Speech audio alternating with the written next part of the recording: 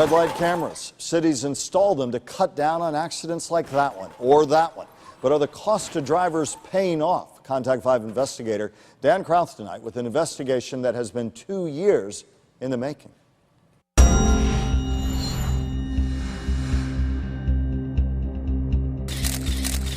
When the camera flashes, many drivers see red.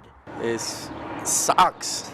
I'll be honest with you. Because they have to pay a lot of green. Well, what the hell? They're trying to get rich more now? But Melissa Wandell sees something else. I'll see the camera and I'll just see his face. Just weeks before giving birth, her husband was killed by a red light runner. There was just lights and there was sirens everywhere, and my whole world just stopped. She fought to pass a traffic law named after her husband for using red light cameras in Florida. He had to, unfortunately, lose his life so that other lives could be saved.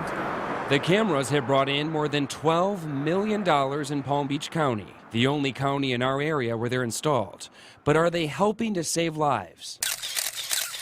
2 years ago, towns like Juno Beach. I say it's very early on in the program, and I think you need to give it more time. And West Palm Beach told me they needed to wait to find out. At least another year or 2 years to determine the true effectiveness of the program. Today, they say they still don't know. So far, the results are basically inconclusive. But take a look. In Juno Beach, accidents went down at one intersection by 30%, but increased at 3 others. At the corner of Donald Ross and Ellison Wilson, accidents jumped by 100%.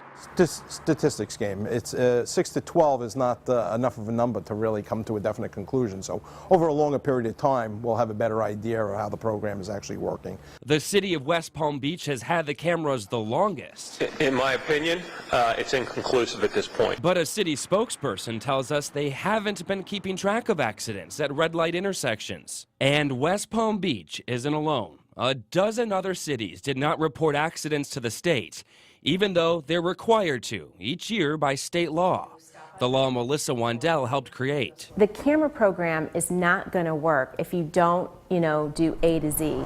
If you run a red light, you're getting a ticket if cities don't report the numbers. As of now, the Department of Highway Safety says there's nothing they can do about it.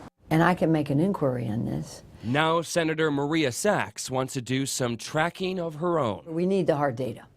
And so I'll be very interested to see what comes out of this, because it may be that we need to impose fines on those municipalities who don't obey. As for why West Palm Beach hasn't followed the law, the mayor and police chief would not talk to us on camera. But they did talk during a recent city commission meeting.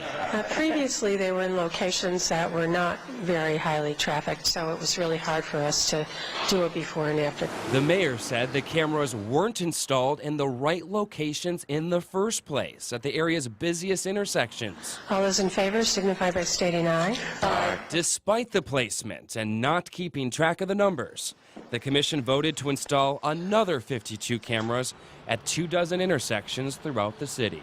Of course it's going to get a bad eye, because people are going to say, well, what are the statistics? And you're like, I really don't know what those statistics are. Well, then it's your own fault, for people yelling and screaming. The mayor of West Palm Beach told the commission they will track accidents at the new intersections once they begin issuing tickets this fall. Now, if you're looking for accident numbers for any of the other cities where cameras are in use, we have all that information on our website at WPTV.com. Dan Krauth, WPTV, News Channel 5.